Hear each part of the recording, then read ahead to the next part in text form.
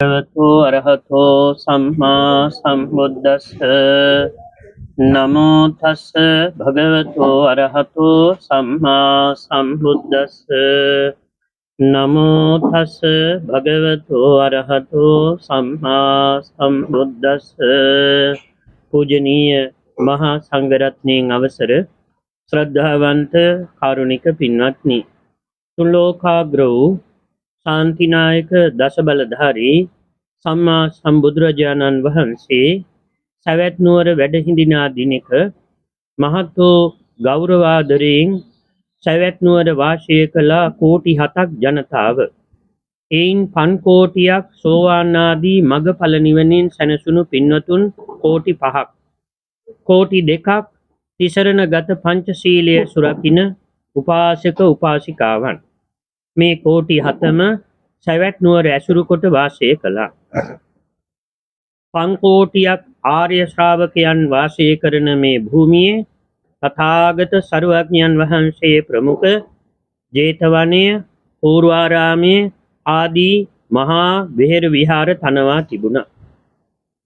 මෙහිදී සෑම දිනකම බණ අසන්නට යන එක උපාසක මහත්තයෙක් බුද්ධ ගෞරවයෙන් යුතුව නිරන්තරයෙන් ධර්ම ශ්‍රවණය කරමින් තථාගත බුදු පියාණන් වහන්සේට දානයට ආරාධනා කොට මහත් වූ තමන්ගේ ගෙමුදුලෙහි මණ්ඩපයක් තනවා තිරරෙදි ඇද බුද්ධාසන පනවා සුවඳ නොයෙකුත් මල් ගවසා අතිශය විසිතුරු කොට සුවඳ මල් සුවඳ සුණු ආදිය විසිරුවා භාග්‍යවත් බුදුරජාණන් වහන්සේ වඩිනකන් තමන් මේ විදිහේ නානාවිධ සැරසිලි කරමින් දානයට සැරසුණා.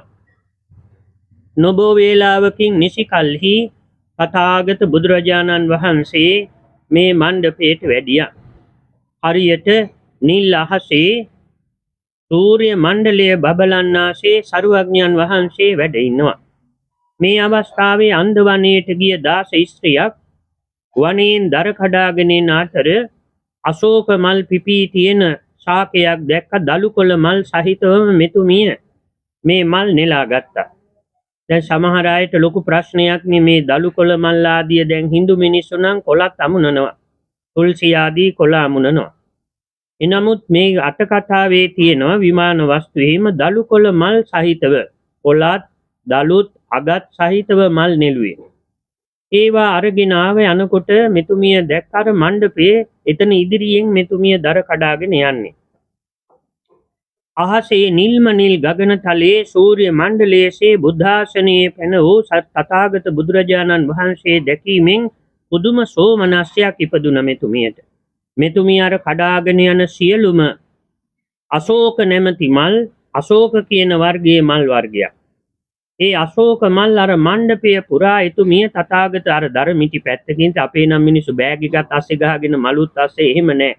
ඇය ධර්මිටිය පස්සේ කළා අර ටික කොම දෙයතින් අරගෙන තාම විසිතුරුව බුදුරජාණන් වහන්සේ ඉන්න මණ්ඩපේ ආමුල තැනුවා.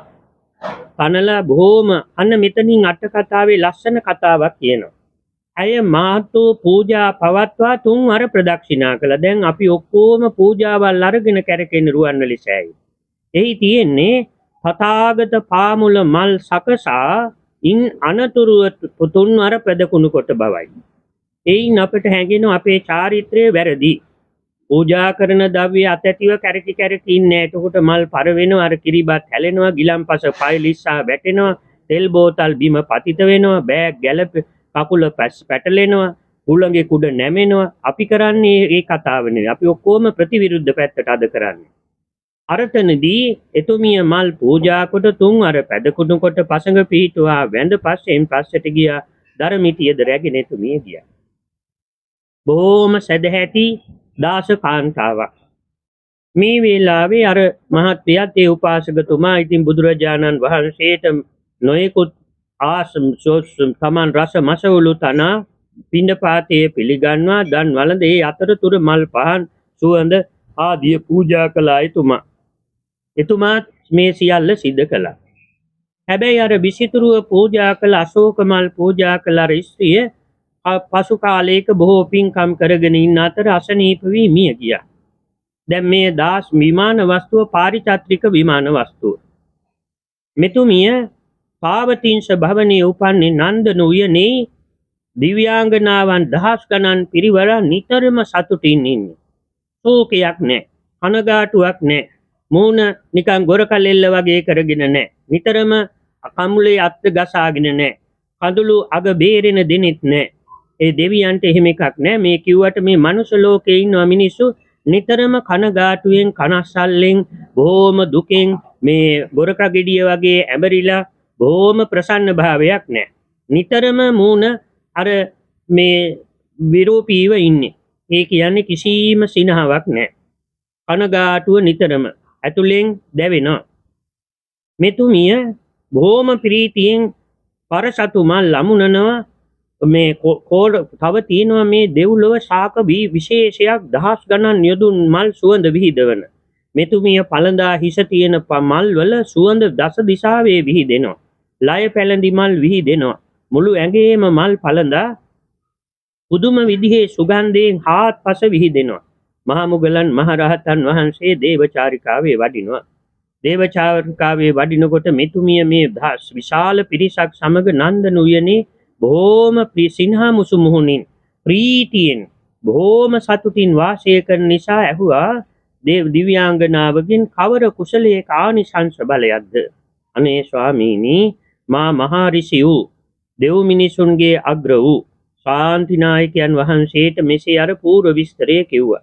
දර කඩාගෙන එනකොට වනයේ තිබූ අශෝක මල් නෙලාගෙන මා පැමිණි අතරමඟදී සරුවඥන් වහන්සේ බබලමින් වැඩ ඉන්නවා රන් පිළිමයක්සේ දැක මට අතිශය ප්‍රසාදය ඇති වුණ. අර ප්‍රසාදසිත, ඒ ප්‍රසාද බාහුලත්වයේ නිසා තමයි අපි නම් ගමනක් යනකොට වැඩකට යනකොට මේ දැන් මිනිස්සු බොහොම ඉන්න අනේ මට වඳින්න යන්න බෑ. ඔය කොච්චරවත් ඩ්‍රයිවර්ලා එහෙම කකුල් උඩ තියාගෙන ඉන්නේ.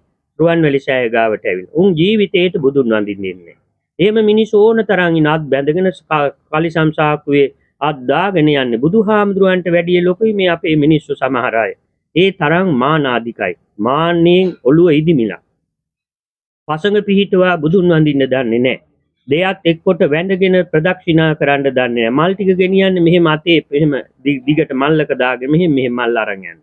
එහෙම ගෞරවසිත උපදින්නේ අපේ මිනිසුන්ට සත්‍යයක්. එනමුත් මේ ලෝ ධාතුෙහි තථාගත බුදුරජාණන් වහන්සේට තමාගේ සිතේ පහළ වූ ප්‍රසාදය හා නිස්සෝකී ජීවිත ලැබීමට තමයි අර අශෝක මල් පූජා කිරීම. ඇයට කවදාවත් ශෝක අඳුරක් සිත සංතානයේ පහළ වෙන්නේ. තථාගත බුදුරජාණන් වහන්සේත් නිස්සෝකී උත්තමයන් අතර අග්‍රයි. නිස්සෝකී අග්‍ර වූ සම්මා සම්බුදුරජාණන් වහන්සේ නිස්සෝකී වූ මල්. අශෝක කියන්නේ ශෝක නැහැ කියන එකයි. ශෝකයක්, සංතාපයක්, පරිදේවයක්, වේදනාවක්, දැවීමක්, චිත්ත සංතානයේ කැළඹීමක් නැති හටගත් මේ විදිහේ මලේ නමින් මාර්ථයෙන් එතුමියට ආනිසංස ලැබී එතුමිය නොයෙකුත් පෝලවීර කියන මේ මල් නෙලමින් තවත් විශේෂ ශාක වර්ග විශාල ප්‍රමාණයක් මේ දෙව්ලොව තියෙනවා. එහි නම් සඳහන් වෙනවා. ඒ මල් යොදුන් දහස් ගණන් දුර විහිදෙනවා. ඒවා පර වෙන්නේ. මේ නිසා මේ තරම් සුවඳවත් විසිතුරු මලින් ඔබ සැරසීගෙන සුවඳවත් වෙමින් මල් නෙලමින් මල් ගොතමින් මෙතරම් ප්‍රීති සුඛයෙන් වාසය කරන්නේ අර නිස්සෝකී අශෝක මල් තථාගත බුදුරජාණන් වහන්සේට පූජා කිරීමේ ආනිසංස බලයයි කියලා එතුමිය ප්‍රකාශ කළා. එතුමිය මේ ඊටාම ස්වල්ප කුසලයක් කළේ. පුණ්‍ය ශ්‍රේෂ්ඨ අධික බැවින් තථාගත බුදුරජාණන් වහන්සේ උදෙසා මේ සිද්ධ කරපු පූජා ආනිසංස බලය එතුමිය නැවත දේවචාරිකාවේ වඩිමින් ආනිසංස විස්තරය අසාගෙන මහ මුගලන් මහා ස්වාමීන්ද්‍රයන් වහන්සේ තථාගත බුදුරජාණන් වහන්සේ ඉදිරියේ ප්‍රකාශ කළා. තථාගත බුදුරජාණන් වහන්සේ දෙව් මිනිසුන් සහිත සමස්ත ලෝකයාට අර්ථෝත්පත්ති කොට මෙය තවත් තමන් වහන්සේ ධර්මය අන් අයට සාර්ථක වීම පිණිස ප්‍රතිඵලදායක විනිශ්චය දේශනා කළා. යමෙක් අහයි බුදුරජාණන් වහන්සේ මේ දන්නේ බුදුරජාණන් වහන්සේ දන්නවා වුණත් තව කෙනෙක් මුගලන් මහා ස්වාමීන්ද්‍රයන් වහන්සේ සාක්ෂි ඇතිව කියන නිසා අනිත් ජනයාට තේරෙනවා වැටහෙනවා. මොකද ලංකාවේ මිනිස්සු හැරී පොට විශ්වාස කළාට බුදුහාමුදුරුවන්ගේ ධර්මයේ තියෙන කතාවක් කිව්වොත් අතිශෝක්‍ය කියලා හිතනවා. හැබැයි අපි හැරී පොට බලන්නේ කට ඇරගෙන. ඒවා බොරු කියලා කවුරුත් හිතන්නේ. 3D animation, Hollywood, Kollywood, Bollywood කට ඇරගෙන බැලුවත් ධම්මපද අට කතාව යම් කිසි මේ විදිහේ ධර්ම කතාවක් කිව්වොත් අපේ මිනිස්සුන්ට ඒවා හිතන අතිශෝක්‍ය කියලා. එයත් කලේම මේ සිංහල ජනයා ඉගෙනගත් බකපඬිත මෝඩයන් විසින් සාහිත්‍ය හා මේ අතිශය වර්ණා සහගත ඒවා ලෙස හොවා දැක්වුවා. එනමුත් තථාගත බුද්ධ වචනය වර්ණා සහගත හෝ අතිශෝකේ හෝ කොතනකවත් නැහැ. එය තමයි මේ ආනිසංස බලය. මේ ආනිසංස බලය කිසිවෙකුට වෙනස් කළ නොහැකි. ඒ එසේම සිද්ධ වෙනවා. ඒ නිසා තමයි තථාගත බුදුරජාණන් වහන්සේ කෙරෙහි ප්‍රසාදය ඇතිවීම, නිස්සෝකී භාවය, අර මල් පූජා කිරීමෙන් අශෝක කියන මල් වර්ගය නිස්සෝකී ජීවිත ලැබීමට හේතු වුණා. ඇය පූජා කළේ කඳුළු පෙර නෙවෙයි. සමහර මිනිස්සු අපි දැකලා තියෙනවා අඬ පූජා කරන. ඒකයි අර පැන් වඩනකොට අඬන්න එපයි කියන්නේ. අඬ පූජා කරන්නේ. ඥාතීන් සිහි වෙලා මව්පිය අඬන්න හොඳ නැහැ. ඇඬීමෙන් දෝමනස්ස සිතක් පහළ වෙනවා. එහෙම නෙවෙයි අර බුදුරජාණන් වහන්සේ දැක එතුමියට අර යන්න ගිය වැඩේ අමතක වෙලා මොකද්ද මතක් උනේ? සතුටු සිතක් ඇති වුණා. බලන්න මේ ආනිසංසයේ බලය 아무තු එකක් නෙවෙයි. එතුමිය යම් ද්‍රව්‍යයක් පූජා කරන අදහසින් ගෙනාවත් නෙවෙයි. අර මල් ලස්සන නිසා කඩාගෙන පැමිණියා. කඩාගෙන එනකොට එයාට මතක වුණා කවරක්ද? අහෝ මේ බලන්නකෝ අසිතේ සෝභා සම්පන්න බුදුරජාණන් වහන්සේ වැඩ ඉන්නවා. එයාට අපේ මිනිස්සු කරන්නේ බුදුහාමුදුරන්ට පූජා කරපු ටිකත් මල් ටික හොරෙන් අරන් යනවා. එතුමිය කලේ කැලේ තියෙන මල් රැගෙන එන අතර බුදුරජාණන් වහන්සේ දැක පූජා අපි කරන්නේ. බුදුරජාණන් වහන්සේට පූජා රෝස මල් එහෙම දැක්කම හිමීට මේ ගෑනු ළමයි උස්සන් යනවා. අපි කරන්නේ ඒකේ අනිත් එක. අපිට ඉතින් මුළු ජීවිතේම ශෝක වෙන්න වෙනවා. එතුමිය කලේ අර මල් පූජා කරපු එක. බලන්නේ කැලේ තියෙන නිකන් නොමිලේ රැස් කරපු කුසලානිසංස බලයේ මහිමය. දැන් ඔබ කල්පනා කරන්නට අපි මොකද්ද කළේ? අපි කළේ ශ්‍රද්ධාවෙන්, ගෞරවයෙන්, නුවණින්, කර්මඵල විශ්වාසයෙන් ස්වකීය පරලෝසපත් ඥාතීන්ට උදාර පින පිණිස මල් විතරක් නෙවෙයි. දානය, පරිස්කාර, වතාවත් මේ සියල්ලෙහි ආනිසංස කෙලෙස තිබෙද්ද එය තමාගේ සිතේ පහළ වූ ප්‍රසාදයේ මතයි සෝමනස්සේ මතයි වැඩි දියුණු වෙන්නේ.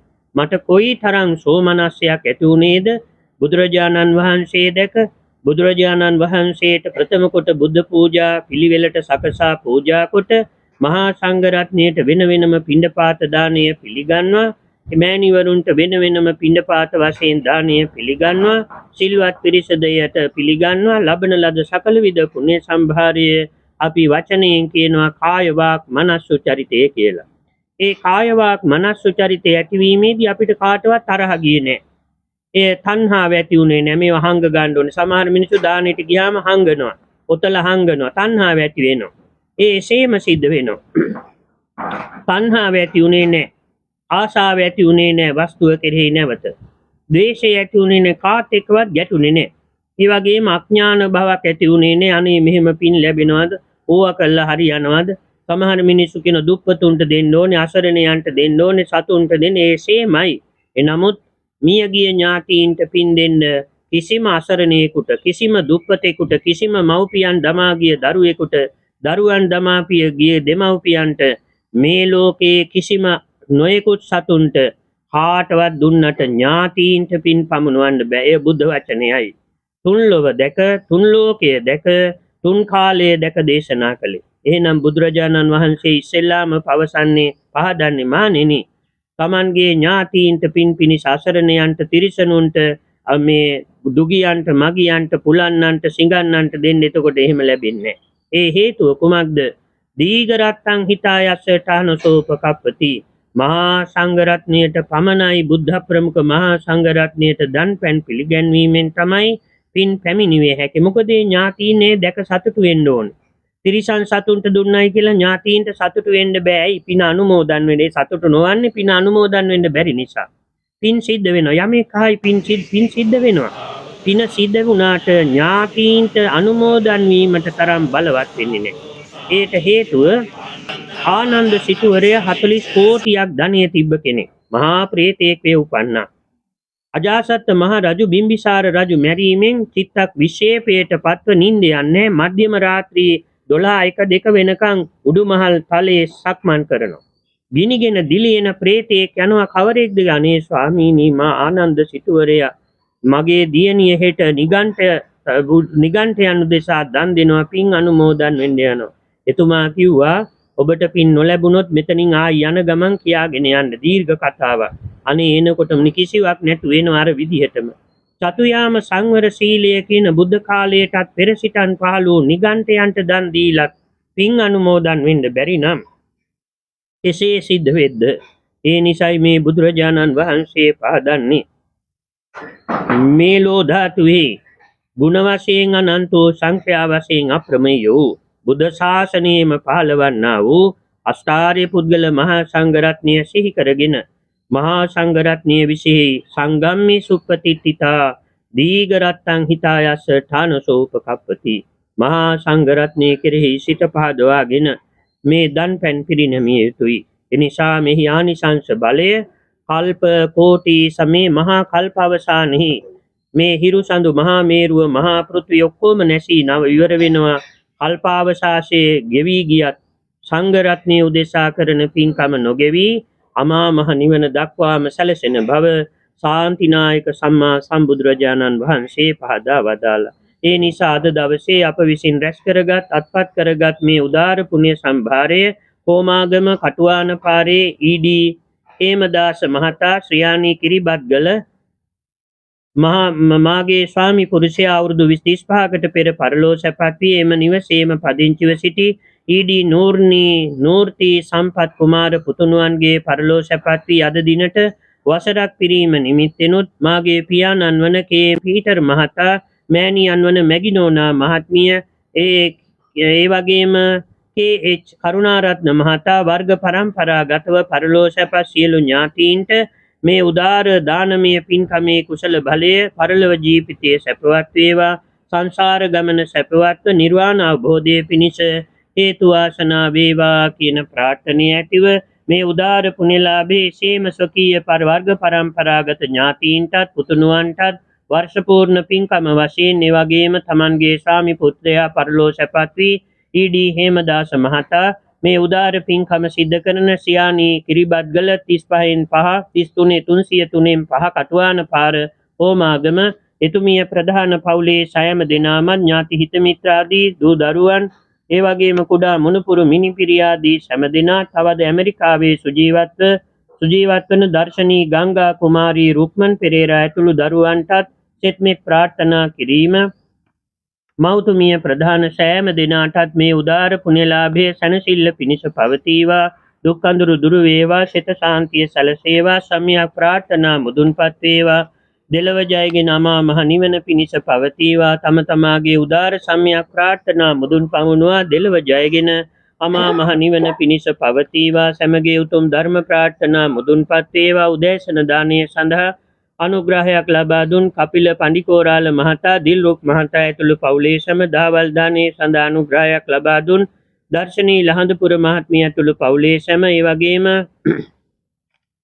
දල්සා ලියනගේ දියණියගේ ඇතුළු පවුලේ සෑම දෙනාට නිදුක් නිරෝගී සුව දිගාසිරි චිරජීවනයේ සැලසේවා. සම්‍යක් අභිමතාර්ථයන් මුදුන්පත් වේවා. දෙලව ජයගෙන අමා මහ නිවන පිණිස පවතිවා. දෛනිකව සන්නමාලී මහරැඳුන් මහා සෑය උදෙසා සීරපායාස බුද්ධ පූජාව සහභාගී වන පින්වතුන් මියගිය සියලු දෙනාටත් වජිර නිවාස ඉදිකිරීම ආයතනයේ කාර්ය මණ්ඩලයේ සියලු දෙනාටත් ඔවුන්ගේ මව් දෙමව්පිය ඥාති හිත මිත්‍රාදී සැමටත් නිදුක් නිරෝගී සුව චිරජීවනයේ සැලසේවා. සමන් ප්‍රනාන්දු මහත්මයා ප්‍රමුඛ සෑම දෙනාටත් ආයුරාරෝග්‍ය සම්පත් චිරජීවනයේ සැලසේවා. වැඩම කොට වදාළ පූජනීය මහා සංඝරත්නයටත් පින්වත් දසසිල් මෑණිවරුන්ටත් නිරෝගී සුව චිරජීවනයේ සැලසේවා. දෙව් රැකවරණ වේවා. දෛනිකව දානශාලාවේ වතාවත් පවත්වන මව්පිය දූ දරු උපකාරක අනුග්‍රහ කැපකරුවන් සෑම දෙනාට නිදුක් නිරෝගී සුව චිරජීවනයේ දිගාසිරි සැලසේවා. ප්‍රාර්ථනීය බෝධිය දක්වාම සුවසේ ගුණ පිළිවෙත් සපුරා ගනුවස් පුණ්‍ය වාසනාව සැලසේවා. දෙව් රැකවරණ වේවා. පැටිස් වේර සංඝ සතු දානශාලාව නිර්මාණය කෙරෙමින් මහා සංඝ රත්නයට පැන් පොකුණක්සේ පවත්වන අතිගරු පූජනීය සමිතාබිනන්ද ස්වාමින් වහන්සේට සතර ඉරියව්වේම නිදුක්ව නිරෝගීව සුවපත්ව චිරාත් කාලයක් පාරමී ගුණධර්ම මුදුන් පමුණුවා දෙලව ජයගෙන අමා මහ නිවන දක්වාම සැනසිලි ජීවිත සැලසේවා. මේ පින් අනුමෝදන් වන දෙවියෝ දිවා විසවන්න සැප බල ප්‍රඥා යස ඓශ්වර්යයෙන් වැඩෙත්වා. දෙවියන්ගේ දැහැමි රැකවරණ මේ ජීවිත වටා සැලසේවා. දෙවියෝද ප්‍රාර්ථනීය බෝධියෙන් අමා මහ නිවනින් සැනසෙත්වා. හිතහිත මැදියා සියලු සත්වයෝ අනන්ත බුද්ධානුභාවයෙන් සෑම කල්හිම සතර ඉරියව්වේම වෛර නැත්තෝ වෙත්වා, තරහ නැත්තෝ වෙත්වා, දුක් පීඩා නැත්තෝ වෙත්වා, නිදුක් වෙත්වා, නිරෝගී වෙත්වා, පරම සුවපත් ස්වභාවය වන අමා මහ නිවන පිණිස පවතිවා කියන මෛත්‍රී උදෙසීම ඇතිව ඥාතීන්ට දෙවියන්ට පින් පමුණවමු. ඉදං වූ ඥාතීනං හෝතු සුඛිතා හොන්තු ඥාතයෝ. ඉදං වූ ඥාතීනං හෝතු සුඛිතා හොන්තු ඥාතයෝ. ඉදං වූ ඥාතීනං හෝතු සුඛිතා හොන්තු ඥාතයෝ. ආකාශට්ඨා ච බුම්මට්ඨා දේවා නාග මහිද්దికා පුඤ්ඤන්තං අනුමෝදිත චිරං රක්칸තු ශාසනං. ආකාශට්ඨා ච බුම්මට්ඨා දේවා නාග මහිද්దికා පුඤ්ඤන්තං අනුමෝදිත්වා චිරං රක්칸තු දේශනං. ආකාශට්ඨා ච බුම්මට්ඨා දේවා නාග මහිද්దికා පුඤ්ඤන්තං අනුමෝදිත චිරං රක්칸තු මං පරං ඉමිනා පුඤ්ඤ කම්මේන මාමේ බාල සමාගමෝ සතං සමාගමෝ හෝතු යාව නිබ්බාන පත්තියා. ඉදම්මේ පුඤ්ඤ කම්මං ආසවක්ඛයා වහං හෝතු සබ්බ දුක්ඛා පමුච්ඡතු. මේ පින්කම ඒකාන්තයෙන් සුවසේම නිර්වාණ ධාතුව අවබෝධ කර ගැනීම පිණිසම හේතු වේවා පවතිවා. සාධු සාධු සාධු. සබ්බීතියෝ විවජ්ජන්තෝ සබ්බ රෝගෝ විනාශත් මාතේ භවත්වන්තරායෝ සුඛී දීඝායුකෝ භව. භවතු සබ්බ මංගලං රක්ඛන්තු සබ්බ දේවං සබ්බ බුද්ධානුභාවේන සදා සොත්ති භවන්තු තේ. භවතු සබ්බ මංගලං රක්ඛන්තු සබ්බ දේව සබ්බ ධම්මානුභාවේන සදා සොත්ති භවන්තු තේ. භවතු සබ්බ මංගලං රක්ඛන්තු සබ්බ දේවං සබ්බ සංඝානුභාවේන සදා සොත්ති භවන්තු තේ. අභිවාදන සීනිස්ස නිච්ඡං වද්ධාපචායිනෝ චත්තාරෝ ධම්මා වඩ්ඩන්ති ආයුවන්හෝ සුඛං බලං ආයුරාරෝග්‍ය සම්පත් සග්ග සම්පatti මේවච අතෝ නිබ්බාන සම්පatti ඉමිනාතේ සමිජ්ජතු.